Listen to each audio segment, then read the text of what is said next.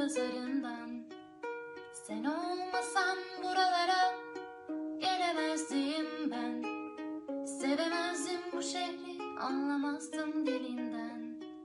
Nasıl bir sevdaysa bu, karşı koyamam. Dayanamam, kıskanırım, seni paylaşamam. Satırlar uçar gider aklımdan. Sana sarı laleler aldım çiçek pazarından.